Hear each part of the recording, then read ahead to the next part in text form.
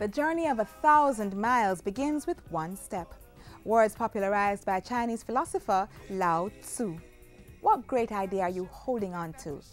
Promise yourself to start the process, despite how small the first step might seem. You'll be surprised how far one small step each day could get you. And with that bit of motivation, we welcome you to this Wednesday edition of Jamaica Magazine. I'm Audrey Williams. Today we resume our weekly focus on government's priorities for the financial year with an examination of the effort to provide improved security and safety on our roads. That feature, the news of the day, and so much more will come your way in a short while. Stick around.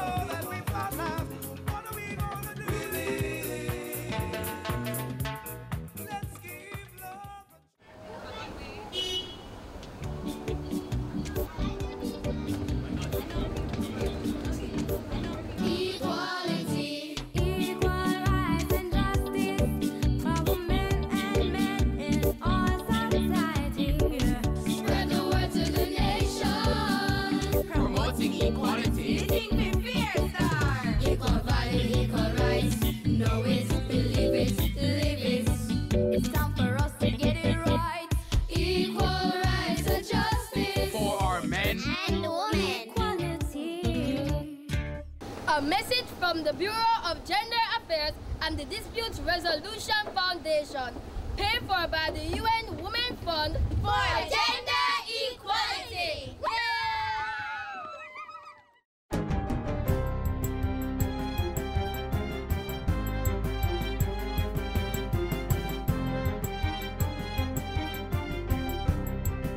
Good day, I'm Stacey Ann Smith and this is your JIS News for Wednesday, February 5.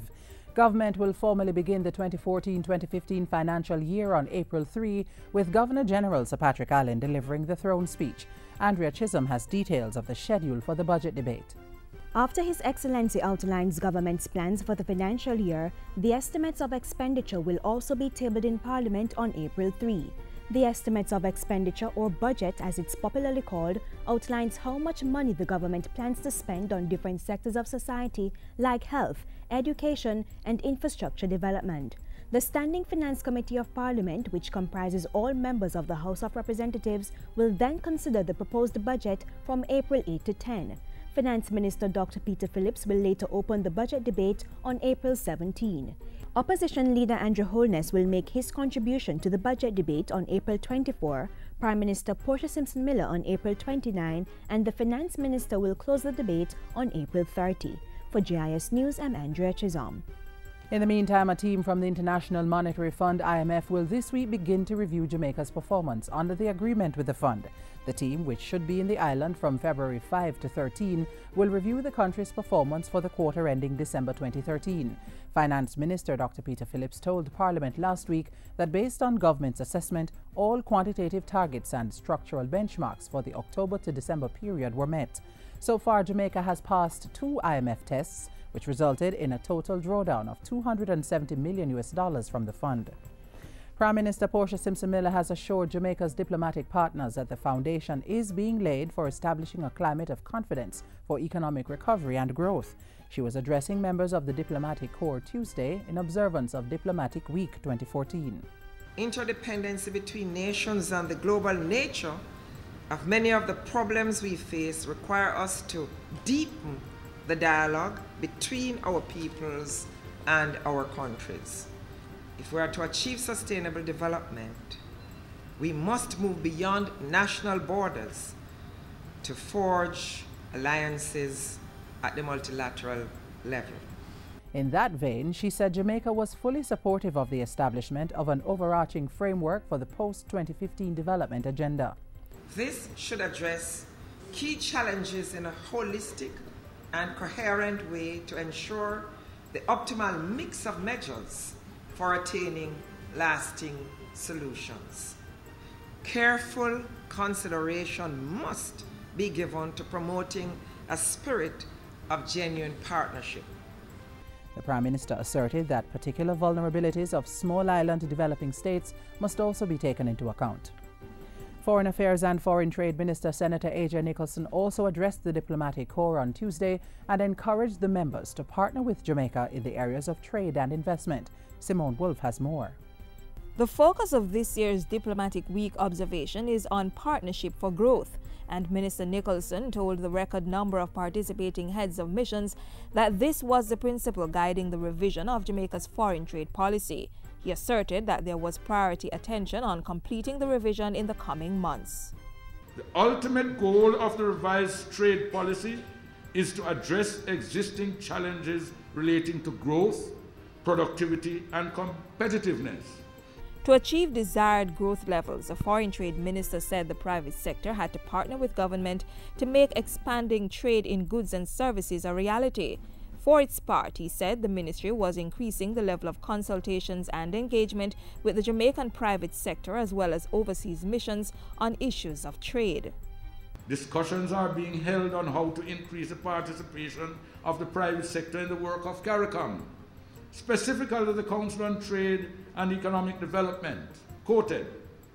Jamaica strongly supports the view that the private sector should have a seat at the table of the quoted meetings, bearing in mind the critical role that they have played and must continue to play in regional integration. Minister Nicholson also insisted that international trade liberalization talks should not take place in a manner that would cause serious economic and social dislocation in Jamaica and other CARICOM countries. Government is one step closer to enacting critical anti-gang legislation. This as the report of the Joint Select Committee considering the bill was tabled in Parliament on Tuesday. The bill, entitled the Criminal Justice Suppression of Criminal Organizations Act 2013, is aimed at dismantling criminal gangs to combat organized crime. National Security Minister Peter Bunting and law enforcers have been intensifying efforts to reduce crime in Jamaica by targeting criminal gangs. Earlier this year, the Area 1 Police Division announced the dismantling of the Alma Gang, which operated out of the western section of the island.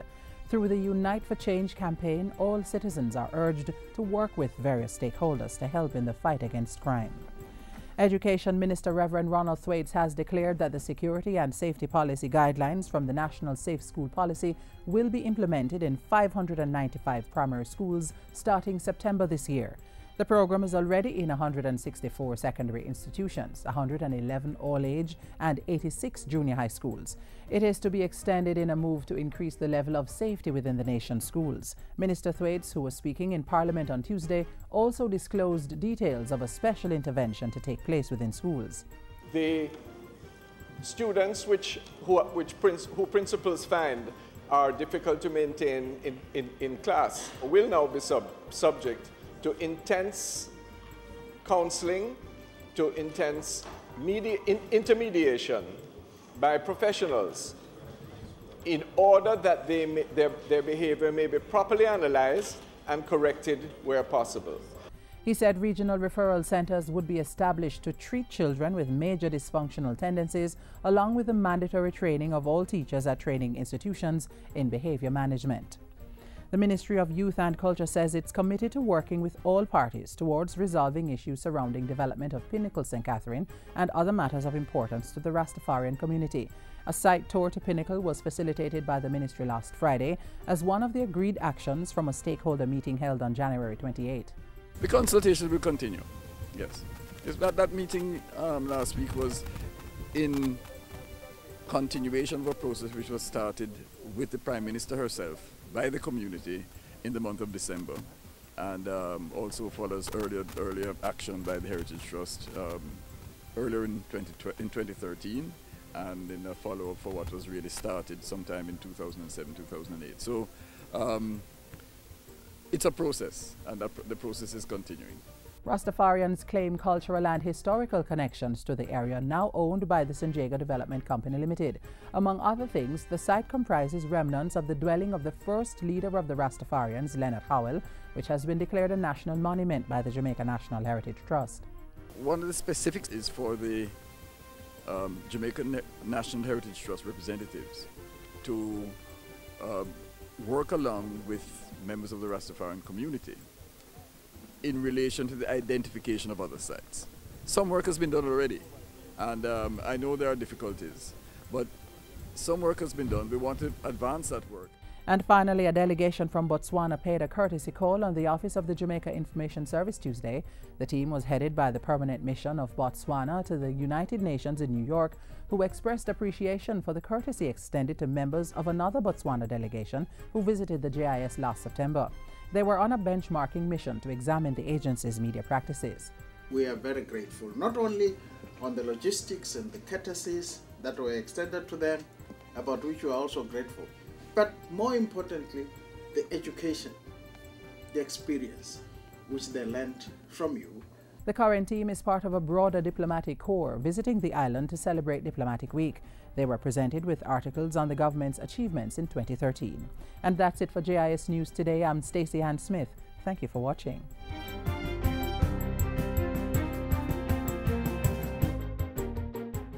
When criminals disagree, they seek revenge. Murder, arson, rape, whatever causes terrible suffering. It doesn't matter who gets hurt. Women, children, and the elderly, they are the main targets. Don't support the criminals. Don't cover up for them. Don't take their money. Take a stand now for the right of our women and children to be free from fear and abuse. Silence brings violence. A message from the Ministry of National Security.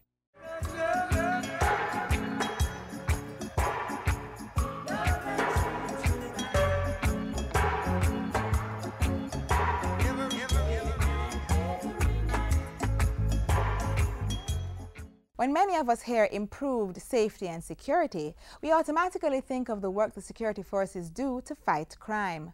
But this particular goal set by the government incorporates a whole lot more. Road safety may not necessarily come to mind, but as you'll see in this next feature, it's also in the mix. Reducing the high spate of road traffic injuries and deaths is one primary focus of the Portia Simpson Miller-led administration for fiscal year 2013-2014. Government's drive to improve road safety is important to the overall safety and security of all Jamaicans and is part of the wider plan to make Jamaica the place of choice to live, work, raise families, and do business.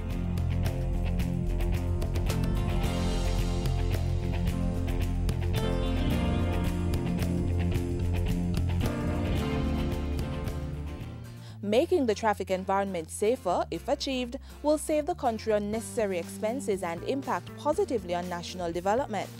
Billions are expended on police resources to deter bad road behavior and to respond to and investigate cases after accidents. Billions are used to equip hospitals to handle emergency cases and dispense medication, and it costs insurance companies billions in payouts, resulting from many avoidable mishaps. High accident rates also push up the cost of motor vehicle insurance, making it an economic burden for individuals. Lost productivity due to serious injuries and worse, loss of life from fatal crashes are immeasurable hindrances to personal and national development. The need for action in the area of road safety is most critical and crucial at this time, as we only serve to hinder our growth and development with the spate of accidents on our streets. It is a daunting task, but government is finding success in a number of initiatives to make road safety a reality for all. Records from the Transport Ministry's Road Safety Unit showed fewer people dying from road crashes in 2012 than in 2011. The 256 fatalities, though still not acceptable, was a step in the right direction and resulted from targeted interventions. Education and information, engineering and traffic environment, enforcement and legislation, evaluation and emergency response. So it's a multiplicity of agencies, both non-governmental and governmental and private sector, who are involved in this tied to stem traffic fatalities.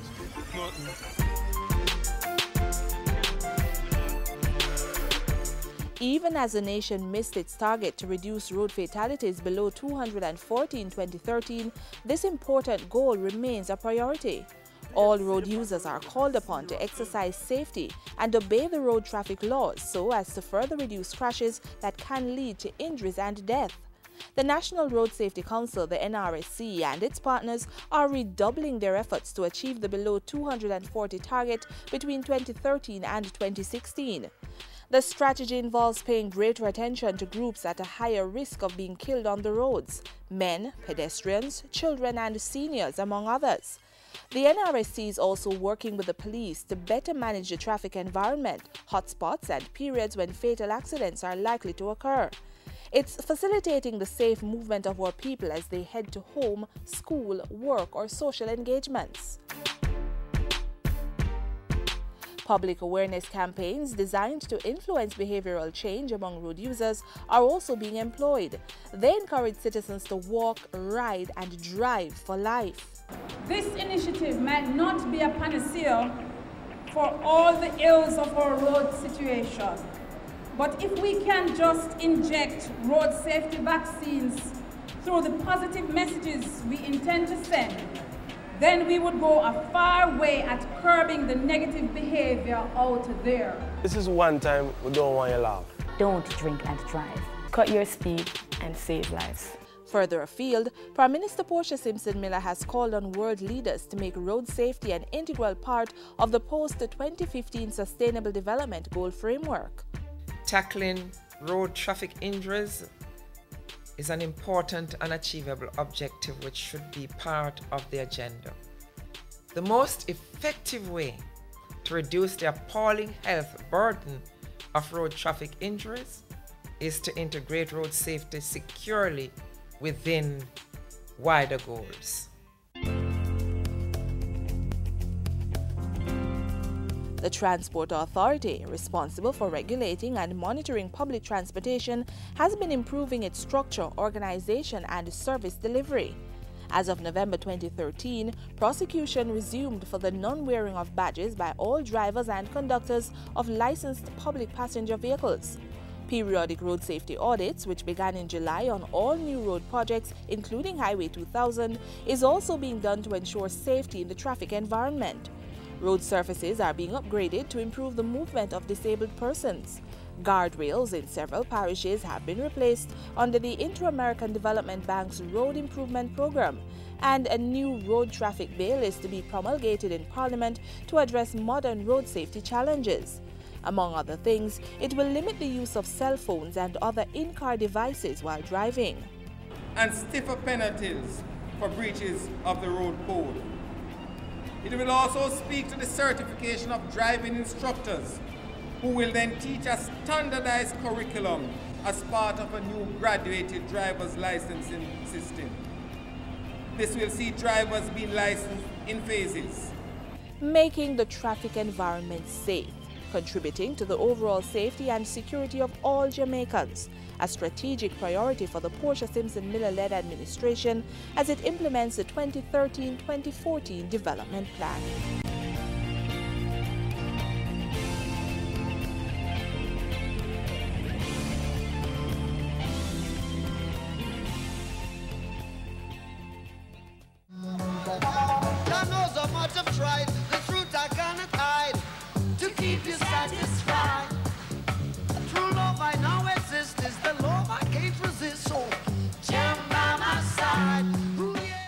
Let's celebrate Jamaica to the world.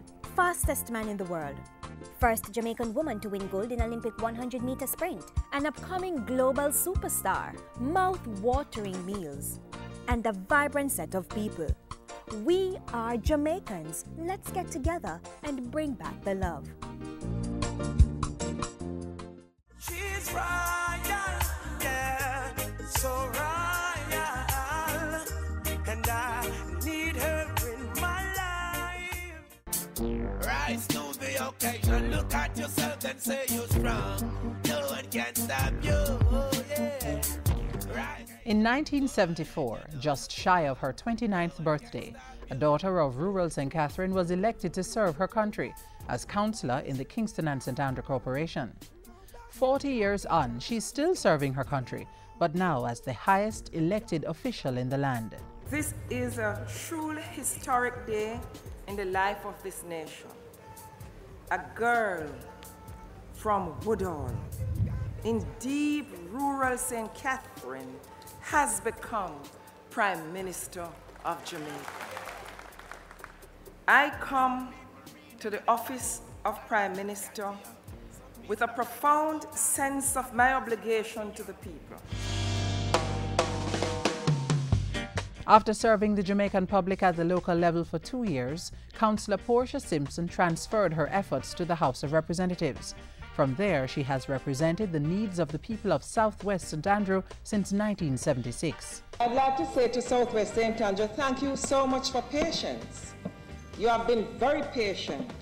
As a natural leader and agitator for the poor, Portia Simpson answered the call to serve the executive of government in 1989 as Minister of Labour and Welfare.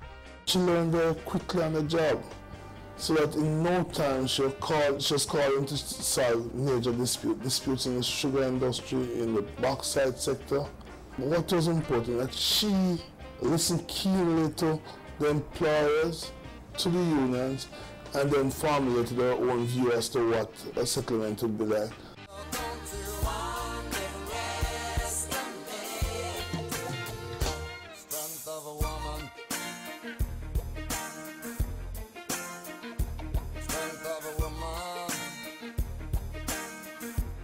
As an avid sports enthusiast, Portia Simpson welcomed the call to advance the sport portfolio in 1993.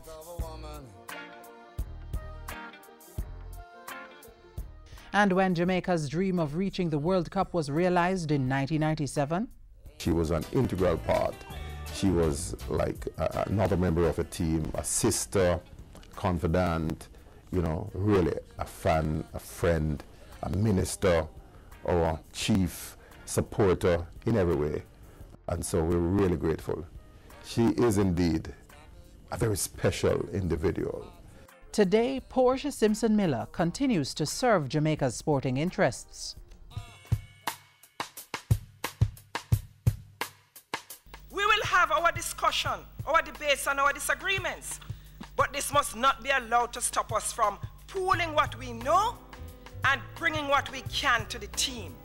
When terrorists attacked the United States midway her tenure, the then tourism minister acted quickly, rebranding Jamaica's tourism product and expanding its reach into the European market. Her service also yielded the Tourism Master Plan.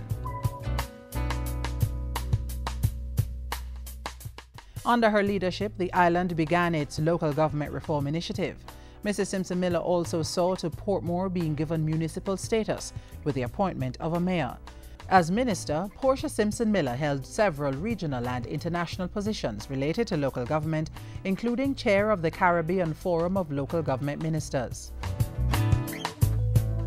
Combining the wealth of knowledge and experience with her likable persona, Portia Simpson Miller became the island's first female prime minister in 2006. My role as Prime Minister of Jamaica will be to use this high office to facilitate change. And in late 2011, she made history again by winning her own mandate from the people to take the reins of government a second time. I am deeply humbled that, once again, you have chosen me to lead our nation as it stands at a crossroads. I invite you to join me in this confidence in ourselves as a people. Together, we shall rise, and together, with the guiding hand of the Almighty, I know we will succeed. I'm a winner. You got to believe in this. You know that I'm a winner. You got to depend on this. You know that I'm a winner. Shout this head, boy, you know that I'm a winner. Got to believe in this. I'm a winner. Got to believe in this. You know that I'm a winner. I also accept this honor from the IWF on behalf of the children of the world, so that they know that no matter what their circumstance of birth, they can attain all that they dream of if they persist and persevere. I also accept this honor in memory of my mother and father, and in particular, my mother, who taught me never to look down on anyone unless it was to lift them up. If you want something so badly, if you set yourself to achieving a goal and you are consistent, then you will achieve. And that's the example Portia Simpson-Miller has set, not just on the local political landscape, but in the global sphere. 40 years as the people's champion, 40 years as a strident voice for the poor, 40 years of diligent service to Jamaica.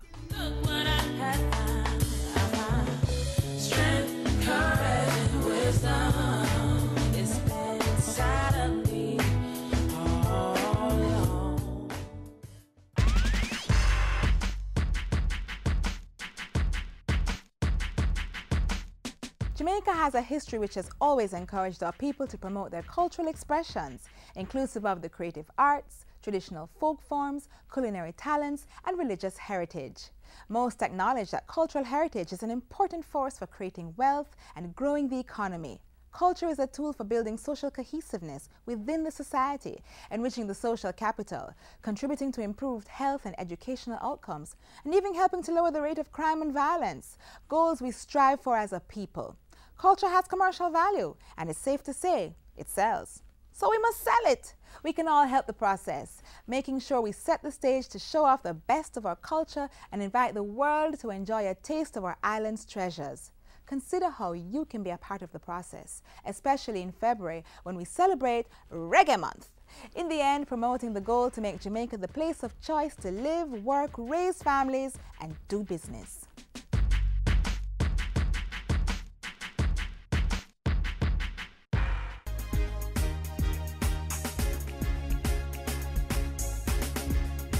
More Jamaicans are poised to become title holders. The Land Administration and Management Program LAMP Phase 2 is heading into more parishes. From St. Elizabeth, Manchester and Clarendon, help with processing land titles is now being offered to residents of St. James, St. Anne, Westmoreland, Hanover and Trelawney. If you are in any of these areas, seize the opportunity to have your land surveyed and certain taxes and fees waived on your way to formal land ownership. Contact LAMP today to secure your asset, your piece of the rock. Call 927-1893 or 977-6089. Email info@lampja.com or log on to www.lampja.com. LAMP 2 one-stop shop for accessing land titles at a fraction of the cost.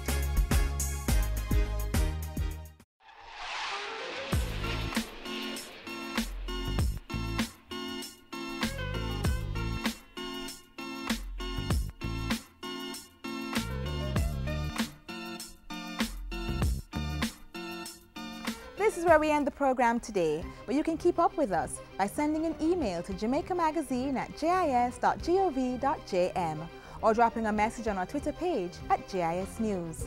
Watch this and other JIS programs on our YouTube channel, and our website has lots of useful information, so you may log on to that too. Join us again tomorrow when we bring you another in the series. I'm Audrey Williams. Have a wonderful evening.